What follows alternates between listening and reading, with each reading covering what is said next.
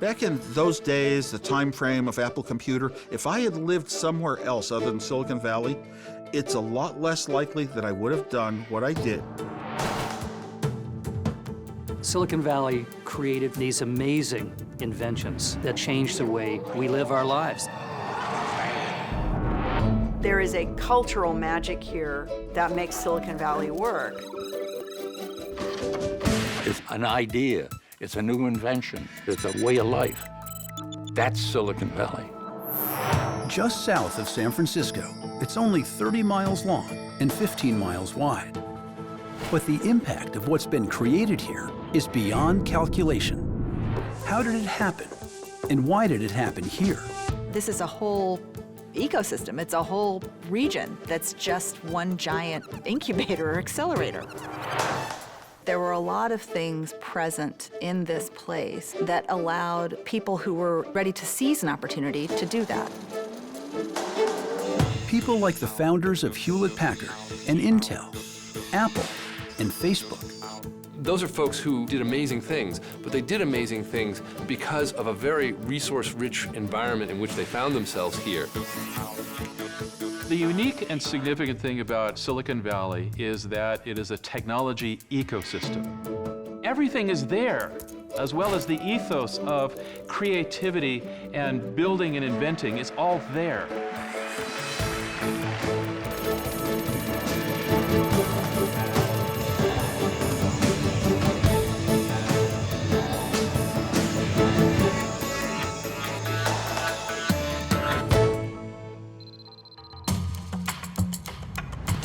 From Texas to Colorado, Israel to India, Korea to China, dozens of technology centers are trying to imitate Silicon Valley. But this place has something unique. This is a melting pot of engineers and entrepreneurs that you don't find anywhere else. And knowing that these people are usually one connection away from somebody else is what makes it successful.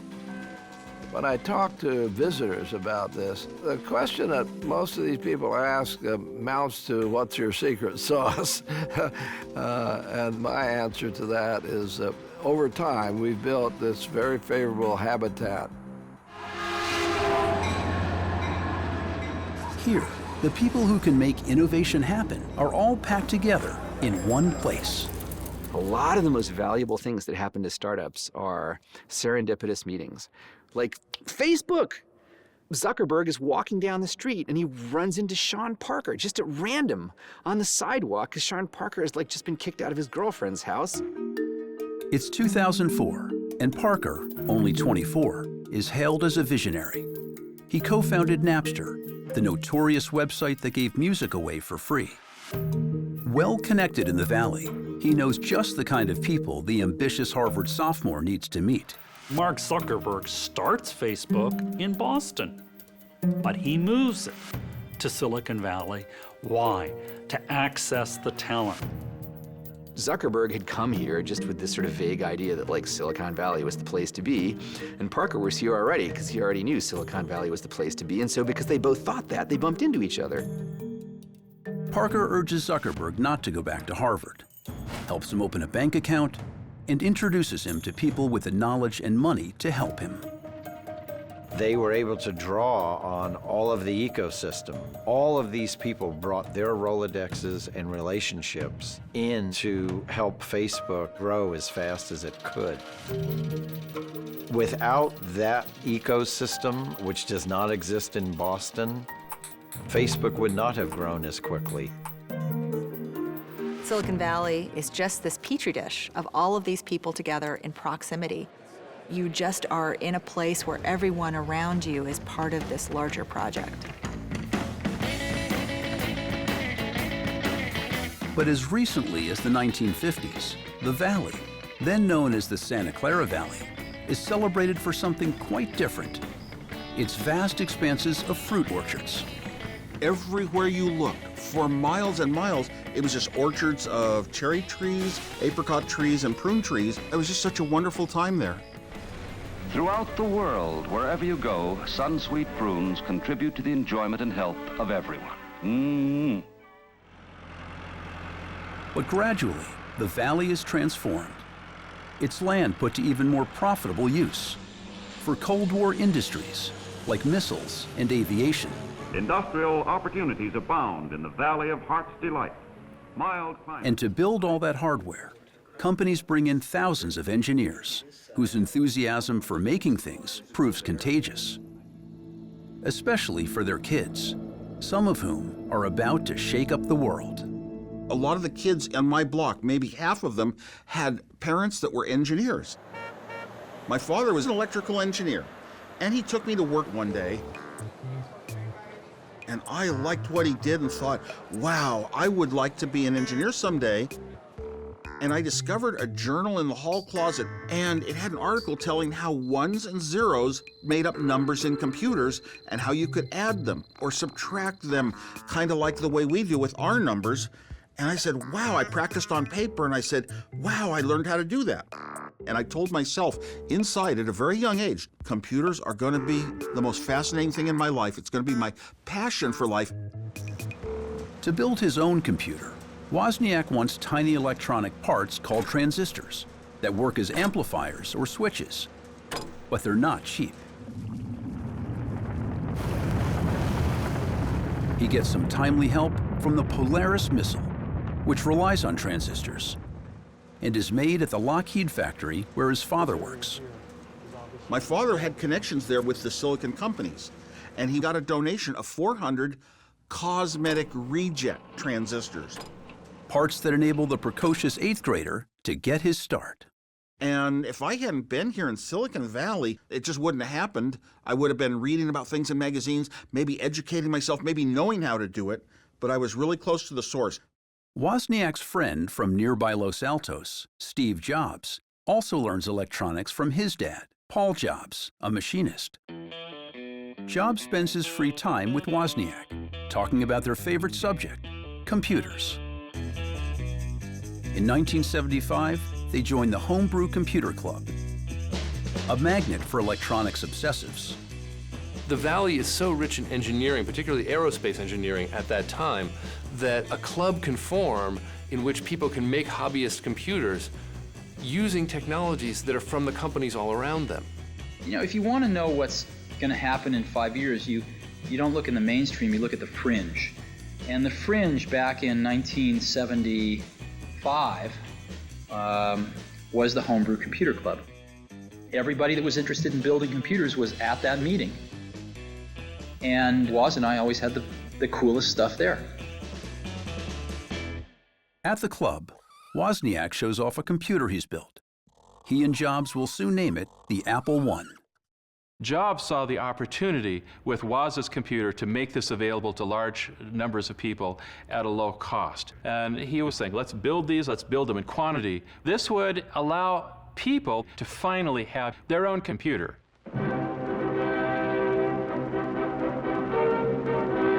The automatic digital computer is a remarkable tool. In its many forms and sizes, it can do almost anything. At the time, the very word computer evokes the cold, remote world of the government, corporations, and the military. But Jobs and Wozniak are children of the counterculture, blossoming in nearby San Francisco. A movement that rebels against the prevailing uses of technology.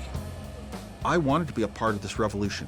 The word revolution itself struck me so deeply. I just wanted to change things from horrible Vietnam War type days and everything. I wanted to be a part of it. That's one of the reasons I developed my computer. I wanted to help that revolution go forward. That countercultural promise of transforming the world into a better place is really strong here. And it's intertwined with technology very, very, very tightly. The radical counterculture notion was putting a computer on everybody's desk, that you could own one at home, that the man wouldn't have one, you would have one. And that was a radical revolutionary thought. The idea is that computers can be a tool for liberation. You know, lots of folks were trying to find ways to kind of crack open their minds, break open their way of looking at the world. For his part, Steve Jobs embraces Zen Buddhism, listens to Bob Dylan, and feels his life has been changed by LSD. I don't remember how the subject came up, but at one point he turned to me and he said, you know, LSD is one of the 2 or 3 most significant things that I've ever experienced. Non-traditional experiences have helped greatly in doing the things that I've tried to do in the last 10 years. Hitchhiking around the country, or bicycling across Canada, or heading off to the Himalayas, or going to sit in a monastery in Kyoto. Inspired by these new ways of thinking, in 1976, Jobs and Wozniak start the company whose creations will one day change billions of lives. So they formed Apple Computer, and they set up shop in Jobs' father's garage, and I went to work there. And we were going to create computers and sell them to people who wanted them. Soon, a local hobbyist shop orders 50 Apple I's. And they get built in the garage, a Silicon Valley tradition that dates back to the 1930s, when Bill Hewlett and David Packard started tinkering in their own garage in Palo Alto. I really think the modern world starts right there, in that humble little building. A building that would soon give rise to one of the most legendary and enduring companies in the history of Silicon Valley.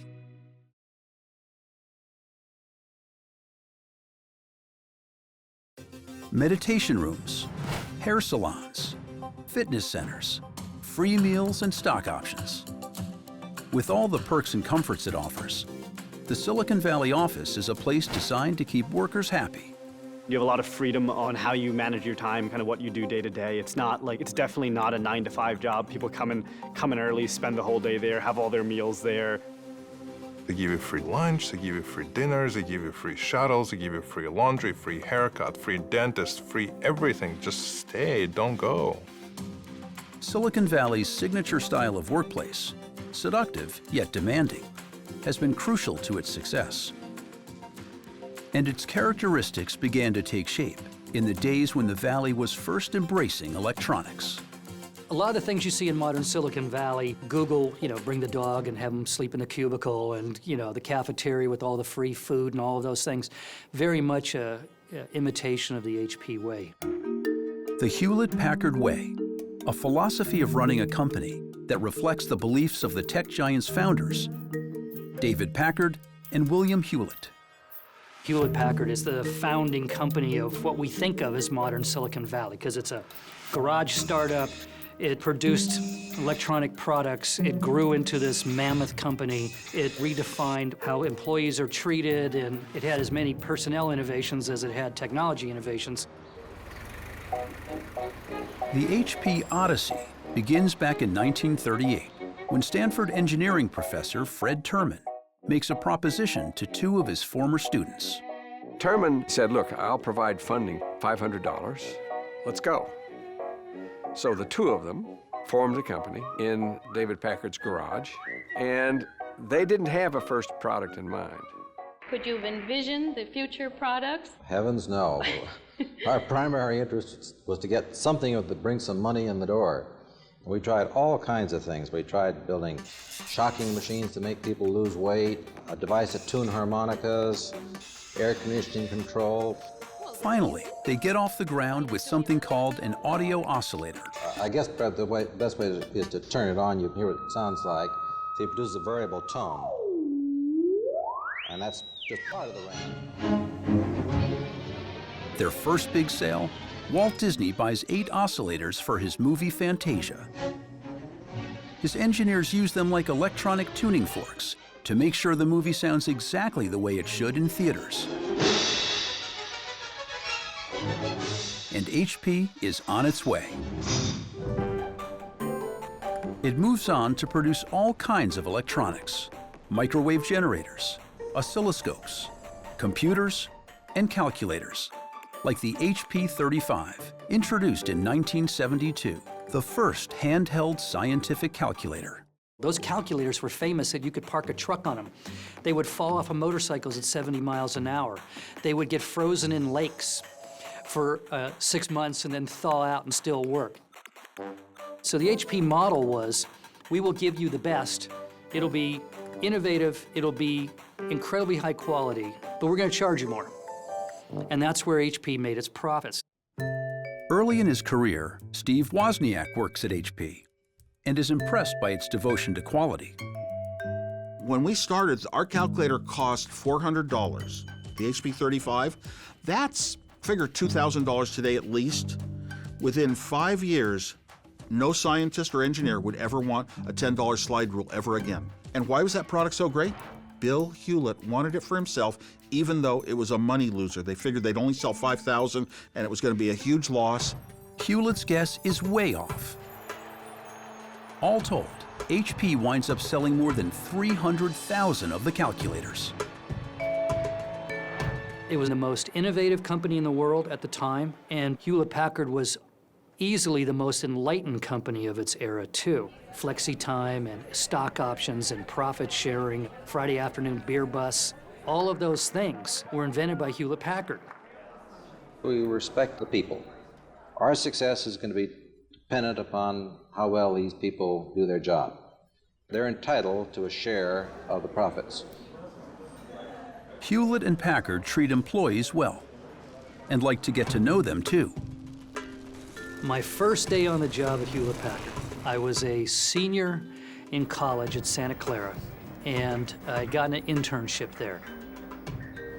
I went to lunch, and I went to the corporate cafeteria, and I sat down kind of by myself at a table. I didn't know anybody.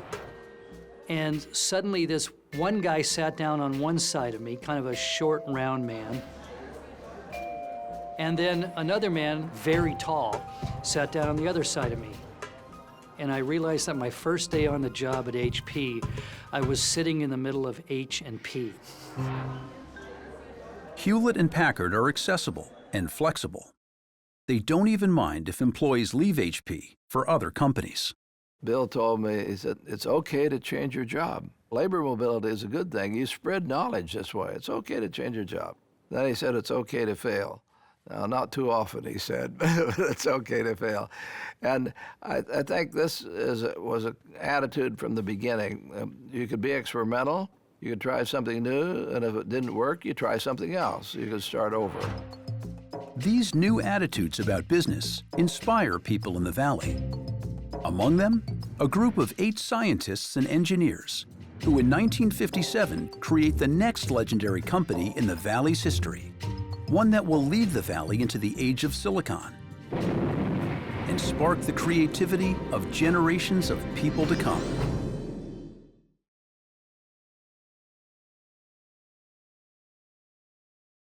Silicon Valley might never have started if it hadn't been for Hewlett-Packard. But the Valley today owes an even greater debt to a lesser-known company, Fairchild Semiconductor. It gave rise to dozens more companies that are now worth more than $2 trillion and employ some 800,000 people. Companies known as the Fairchildren. The Valley has been characterized from the beginning in its history by conjunctions of individuals who create great companies, and then it blows up, and they get scattered to the 4 winds. And the prototype of that, the archetype, is Fairchild. Fairchild Semiconductor is revered in the Valley. Not only does it pioneer the silicon chip, which revolutionizes our lives, but it embraces a radical new idea about business. It is okay to leave the company you work for and start one of your own, a spin-off. That notion that you can set up against your former employer down the street is threaded through the Valley. Fairchild is founded in 1957 by 8 scientists and engineers who work at a Valley electronics company run by the co-inventor of the transistor, William Shockley. But he's an impossible boss, paranoid and abrasive. So the 8 decide to quit and start a rival operation. One member of the group emerges as a leader and eventually becomes general manager. Robert Noyce, a physicist who turns out to have a remarkable gift for business, especially for encouraging innovation. Noyce was the ideal guy to work for. He gave you responsibility and let you go run with it. He had so many different facets to him, but he was capable of really looking at the universe and saying, this is how it's all working. and how it's going to work in the future. One of the few true visionaries that I ever met.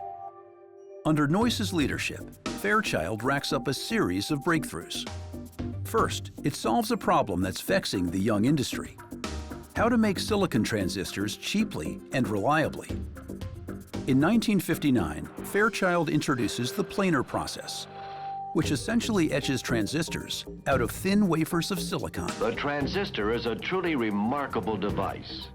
So Fairchild, they had a patented process which revolutionized the way semiconductor devices would be built from then on. This could have been the single most important innovation in the history of semiconductor technology. And that's because the planar process makes it easier to shrink transistors and interconnect them, which enables Bob Noyce to link many transistors together into an integrated circuit, what we know today as the microchip. In Silicon Valley, everything is based on change, and we were changing now from transistors that are tiny to chips that are even tinier. This was the start of it all.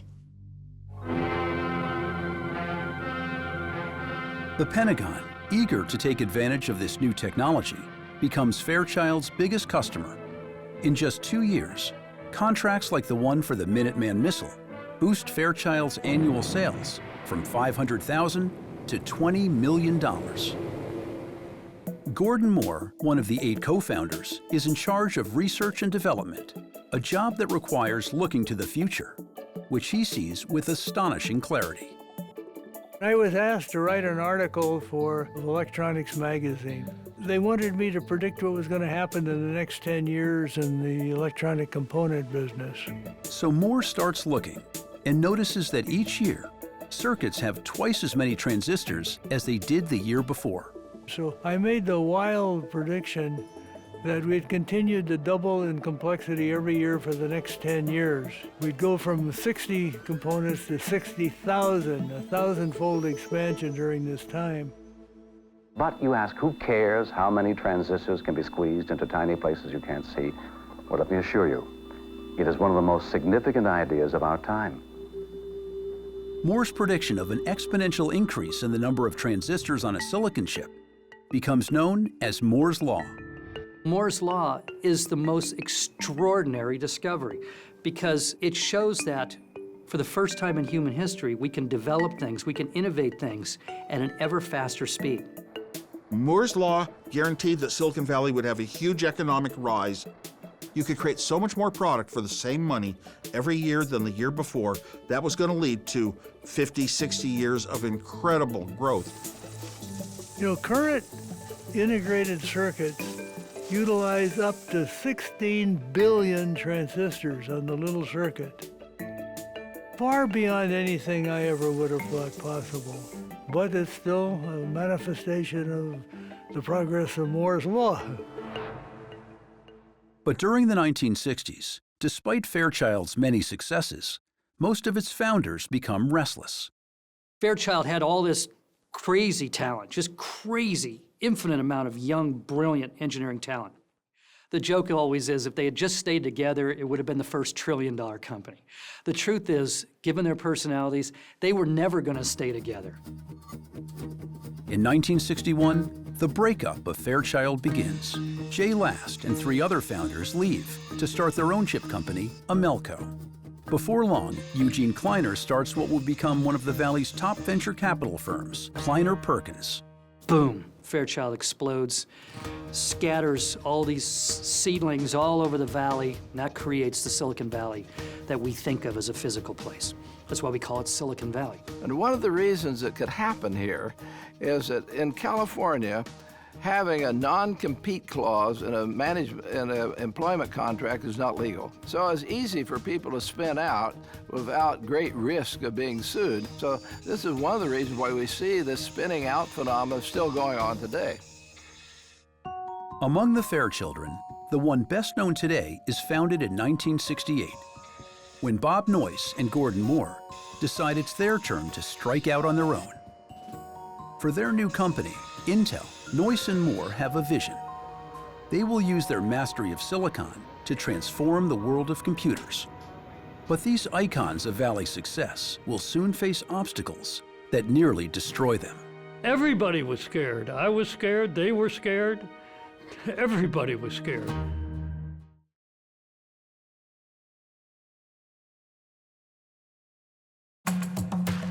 Today, Intel is a colossus, one of the world's leading chip makers.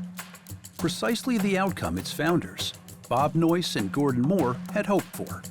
Intel's rise was spectacular, but also at times terrifying. A story that reveals one of the most crucial features of the Valley. The Valley has seen this cycle of boom and bust for decades, and it's been passed on from generation to generation. The resilience of the Valley is remarkable because there have been many moments when it seemed like, well, this is the bust to end all busts, and this is going to be it.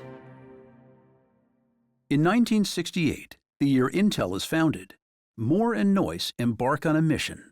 The magnetic core memory unit stores information on the thousands of individual cores. Computers at the time store their data on a device called a magnetic core, The magnetic core memory. an array of interconnected metal donuts that can be magnetized to record a 1 or a 0. Thousands of cores are stacked in planes, any one of which... But the cores can only hold so much. Silicon has already unleashed the potential of circuitry. Now, Noyce and Moore will introduce it to a new field, computer memory. So in 1970, they released the Dynamic Random Access Memory chip, the DRAM, a breakthrough in semiconductor technology. Semiconductors put the U.S. on the cutting edge of a thriving technology that can be used in everything from toasters to robots. We had a monopoly in that technology for about 7 years, which gave us a good opportunity to get established. We were lucky. We hit a technology that was just right. But their luck is about to change. It started because the Japanese were big customers, and they wanted to see the factories.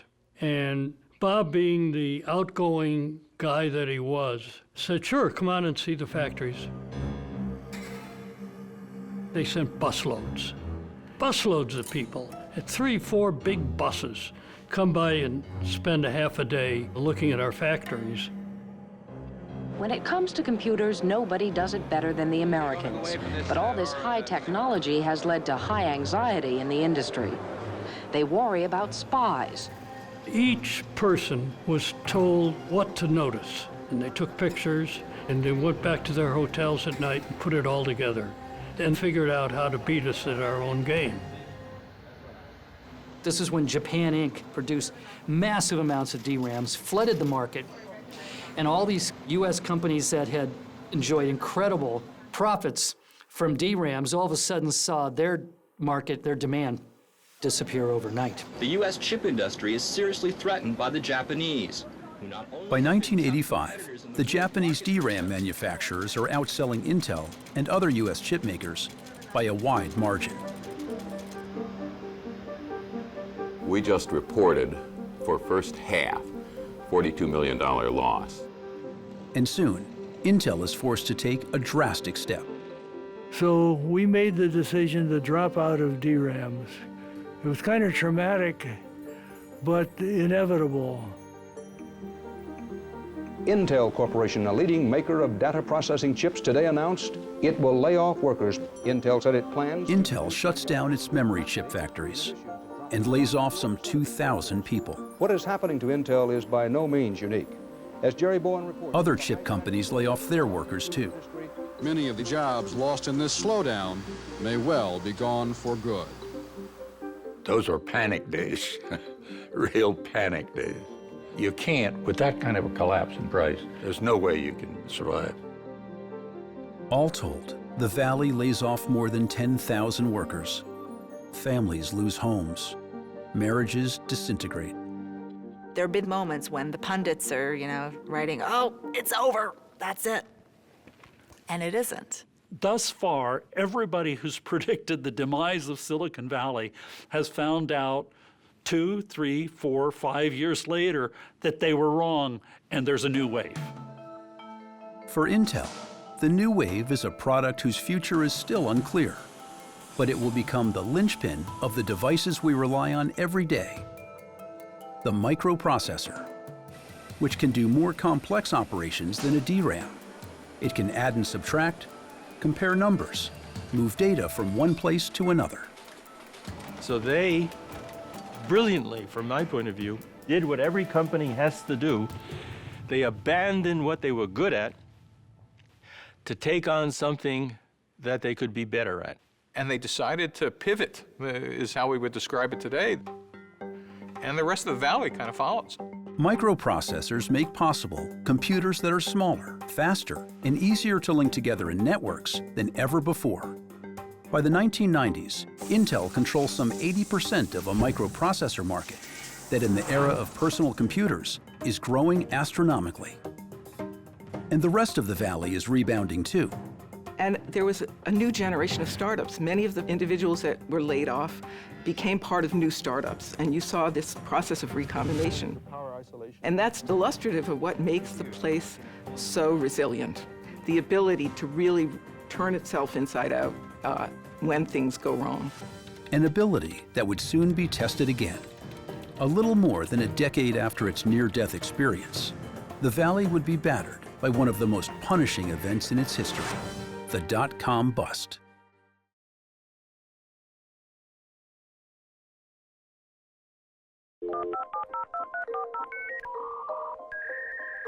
In 1995, Silicon Valley begins the biggest economic boom in its history, one that will lift it to new heights, but also challenge its resilience. With the introduction of Netscape Navigator, a user-friendly web browser, millions are drawn into a seemingly limitless new universe.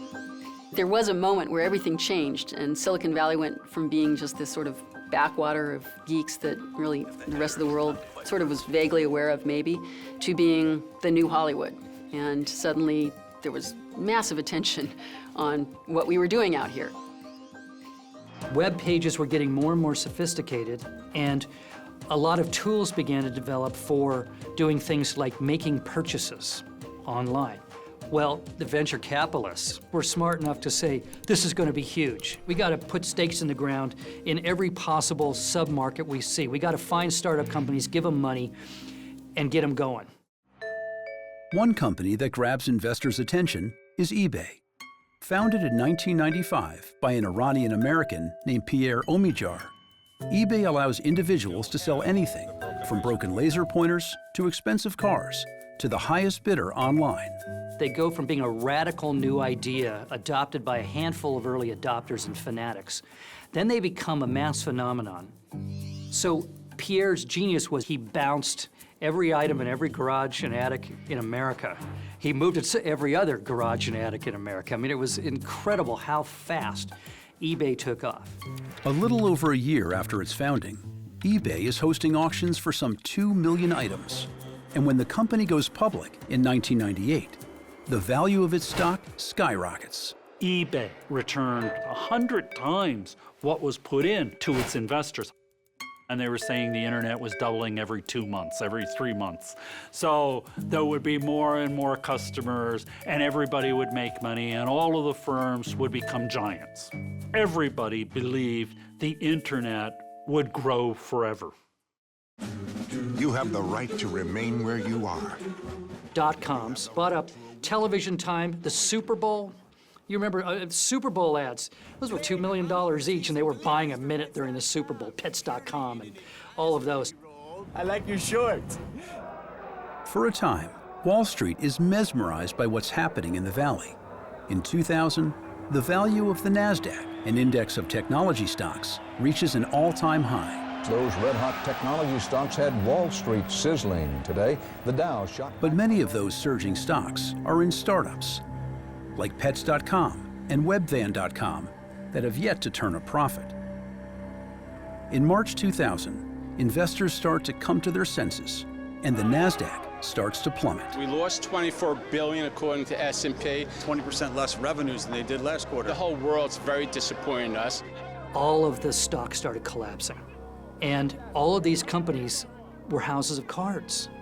And so in the course of like 4 months, thousands of companies died. I mean, literally died overnight. What goes up must come down, spinning wheel. Companies that just months earlier seemed like surefire bets, like Pets.com, Webvan, eToys, and DrCoop.com, disappear forever. After the bubble burst in 2000, all up and down Sand Hill Road, you'd hear enterprise software is dead, search is dead, internet advertising's dead, it's over, you know, how ridiculous was that we all thought it was going to happen. Meanwhile, the entrepreneurs are getting down to business, and they never stopped. I mean, they're innovating. Right when the bust happened, I heard from lots of people, like especially in Hollywood, who just couldn't take these internet people at all. Thank God that's over. And I said, oh no, now you better watch out. And look what happened since. Netflix, Apple, the iPhone, you know what I mean? Like, they thought it was over. It wasn't over, it just had a bit of a decline, but it was good to have a decline because it clears out the forest for the new stuff to come in. And few people play a more important role in the Valley's resurgence than the group that in 1998 founds PayPal, the startup that solves a big problem in electronic commerce, how to move money safely and quickly, which PayPal enables users to do by linking payments to email. And so suddenly the commerce occurred in seconds or minutes as opposed to days, weeks, and that just enabled sellers to sell stuff a lot faster and buyers to buy things much faster, receive their goods, which encouraged them to buy more. When the product launched in October, November '99, we ended 1999 with about 10,000 users, and by that summer of 2000, we're at something like 5 million users. PayPal becomes so essential to auction giant eBay's business that in 2002, eBay buys PayPal, making many of PayPal's founders and employees rich.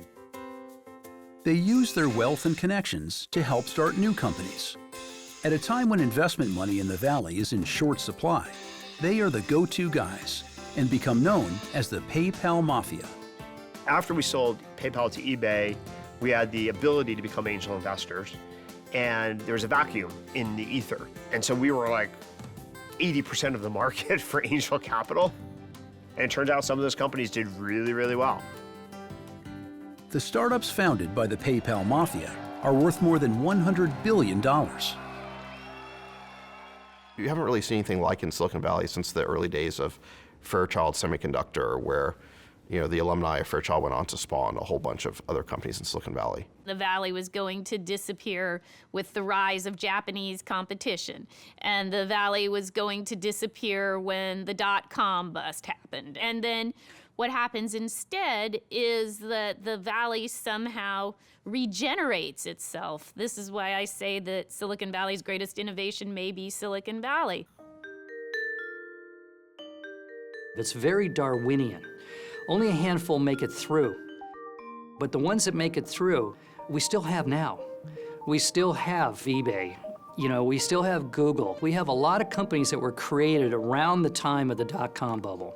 And in fact, if you look at the charts of e-commerce usage during the dot-com bubble and after it burst, it's almost a straight line going up.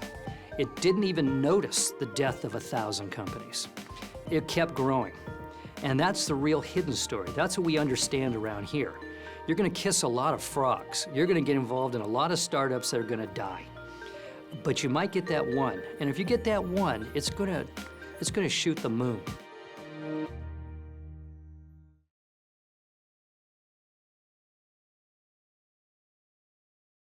In tech news, Apple closing at an all-time high yesterday. Tesla's now worth more than GM, Ford, Honda, or BMW for the record. Silicon Valley loves to celebrate its successes. Facebook just hit 2 billion users. But it's been stung by the persistence of some deeply rooted problems. Another Silicon Valley shakeup. 20 people have now been fired after an investigation into a culture of harassment. Silicon Valley and has been rocked the last few weeks by revelations. For all of the openness and collaboration, it's a culture that is shaped by a male model of how to get things done. It's a hard culture for women to flourish in. You're required to be there 24/7. You're required to work very hard. You know, unless you have tremendous resources at home, you can't have a family and work in Silicon Valley. We need to change that model. While the Valley is famed for its wealth, thousands of people can't afford a place to live. We have the largest homeless community in San Jose in the United States. Part of that is we have really good weather. But part of that is also that we have an economy that drives people down toward the bottom if they're not floating up to the top. And that is a hard thing for people to negotiate. There are downsides to being the epicenter of this. The opportunity is not spread to everyone. The cost of living is outrageous. It's gotten very congested here. And so there are a number of things that create problems here. The socioeconomic disparity it's a hard nut to crack. But despite the Valley's many problems, the culture that has developed here can still lift some people to unimaginable heights. We've worked on our service. When it comes to technology, this is the capital of the world. Being here is a whole different ballgame. Silicon Valley is in this never-ending circle of this is where our best engineers are. Why? Because that's where companies get started. Why? Because that's where venture capitalists live and they provide funding for those companies. Why are they here? Because the greatest engineers are here. Why greatest engineers are here? Because the companies are here. It's this never-ending circle of life in Silicon Valley. Jan Koum is born and raised in Ukraine. For me, I used abacus in school because we didn't even have calculators. I remember seeing my first computer. I was like, wow. I mean, to me, it was just fascinating. It was like this whole new world. In 1992, when he is 16, Koum and his mother emigrate to California. His father stays behind. Relatives help them rent a cheap apartment, which by chance is in Mountain View, in Silicon Valley. The first 5-6 years of living in the United States were tough. We lived in public housing. We had to have financial aid, and we had food stamps. And it's tough on many levels. It's definitely not easy. Koum finishes high school and pursues his interest in computers at a local state college. But a chance encounter leads him to a job on the network security team at Yahoo, where he benefits from a long-standing Valley perk. The recruiter who was hiring me, he explained to me this amazing concept of stock options, which I knew nothing about. And I remember sitting in a conference room in Yahoo and we were talking about me joining the company. He was telling me, look, if you work part-time, we can't give you stock options. And I was thinking to myself, what are stock options and why do I want them? At Yahoo, Koum makes a friend, Brian Acton, who helps him through times of hardship. The death of his father back in Ukraine, and when he's 24, the death of his mother.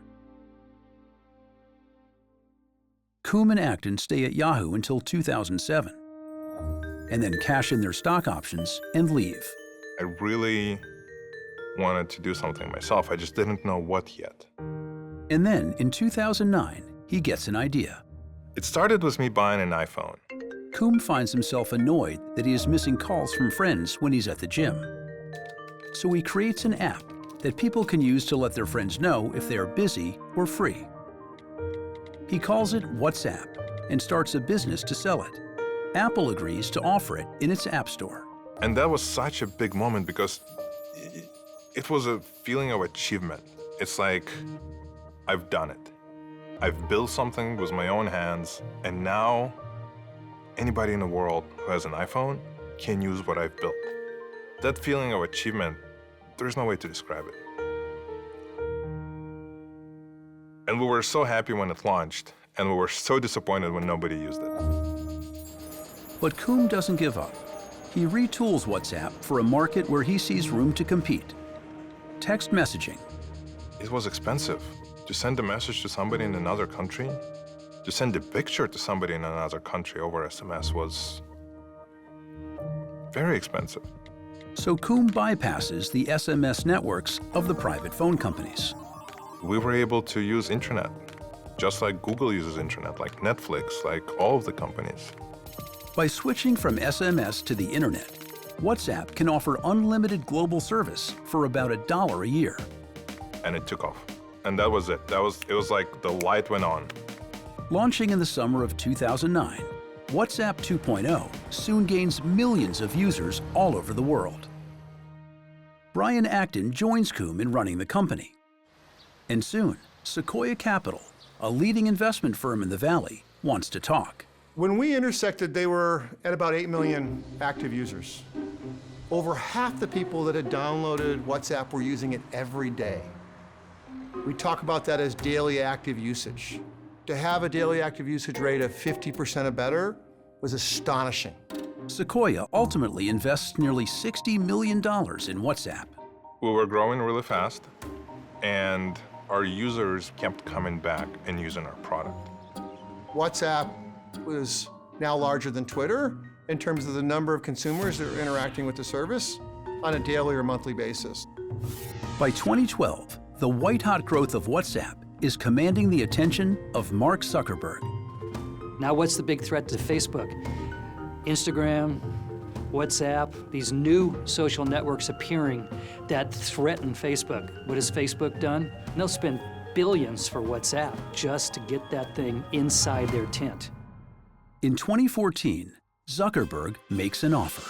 Facebook just bought WhatsApp for a stunning $19 billion deal. It's one of the richest deals in Valley history. Facebook's largest buy ever. On its $60 million investment, Sequoia earns some $3 billion. And Coombe signs the contract on the door of the building in Mountain View where he used to get his food stamps. Today, WhatsApp is used by more than 1 billion people. There is absolutely no chance I could have built WhatsApp outside of Silicon Valley. No chance. This place is magical. There is this unstable, unpredictable element of it, which is why Silicon Valley has been so hard to replicate.